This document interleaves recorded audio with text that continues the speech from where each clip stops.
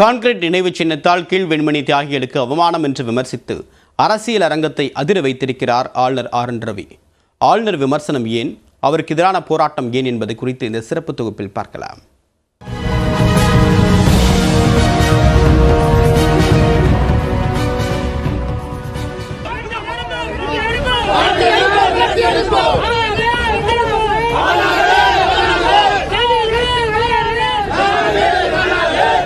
நாகை மாவட்டத்தில் ஆளுநருக்கு எதிராக வெடித்த கருப்பு கொடி போராட்டம்தான் இது.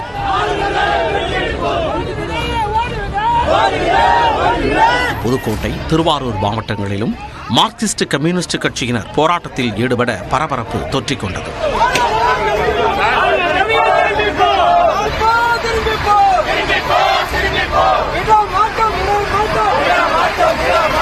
இந்நிலையில் ஆளுநர் சித்தன்னவாசல் குடவரை கோவிலுக்கு செல்லும் பயணம் நேரமின்மையால் ரத்து செய்யப்படுவதாக அறிவிக்கப்பட்டது.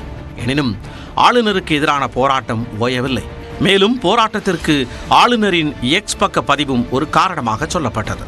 நேற்று முன்தினம் நாகை சென்ற ஆளுநர் கீழ்வெண்மணியில் 1968ஆம் ஆண்டில் நடந்த படுகொலையின் போது துப்பாக்கி குண்டடிபட்டு உயிர் தப்பிய தியாகி பழனிவேலை சந்தித்தார்.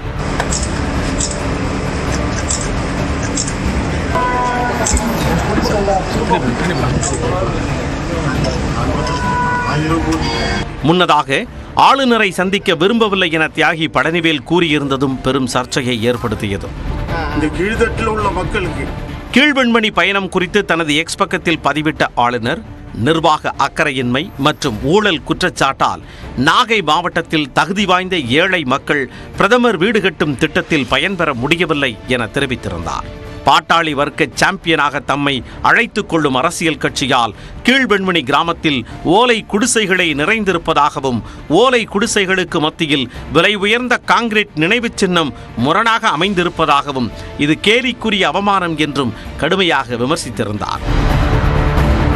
1968ஆம் ஆண்டில் கூலி உயர்த்தி கேட்டதால் 44 விவசாய தொழிலாளர்கள் குடிசைக்குள் வைத்து உயிருடன் எரிக்கப்பட்டனர். பலர் அரிவாளால் வெட்டப்பட்டனர். சிலர் துப்பாக்கியால் சுட்டுக் கொல்லப்பட்டனர்.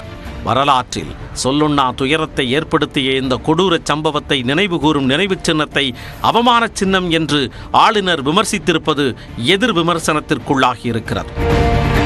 தமிழ்நாடு ஆளுநராக RN ரவி பொறுப்பேற்றதில் இருந்தே அரசியல் சாசன வரம்புகளை மீறி செயல்படுவதாக கம்யூனிஸ்ட் கட்சிகள் தொடக்கத்தில் இருந்தே குற்றம் சாட்டி வருகின்றன.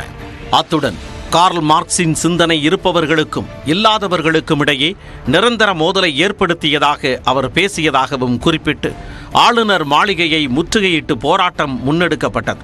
குறிப்பாக அதிகார வரம்புகளை மீறி அவர் பேசி வருவதாக மார்க்சிஸ்ட் கம்யூனிஸ்ட் மாநில செயலாளர் பாலகிருஷ்ணன் தெரிவித்திருந்தார். இந்த நிலையில்தான் மகாத்மா காந்தி குறித்து அவதூறு கருத்து தெரிவித்ததை சுட்டிக்காட்டி ஆளுநரின் குடியரசு தின தேநீர் விருந்தையும் காங்கிரஸ், கம்யூனிஸ்ட் உள்ளிட்ட கட்சிகள் புறக்கணித்தன.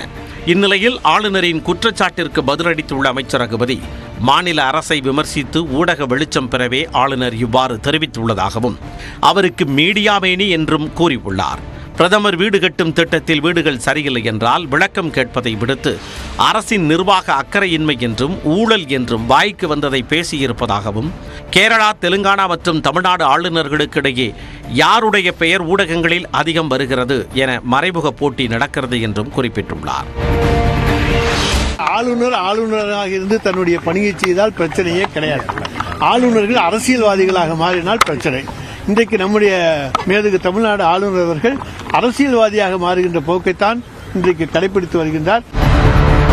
கீழ்வெண்மணி குறித்த ஆளுநரின் பதிவு ஒரு பக்கம் எதிர்ப்பை சந்திக்கும் நிலையில், அதிகாரம் பொருந்திய மன்னரை போல தன்னை நினைத்துக் கொண்டு ஆளுநர் செயல்படுவதாக அமைச்சர் ரகுபதி அறிக்கையில் தெரிவித்துள்ளார். நியூஸ் 18 தமிழ்நாடு தொலைக்காட்சி செய்திகளுக்காக நாகை பாலாவுடன் வரலாறு சுரேஷ்.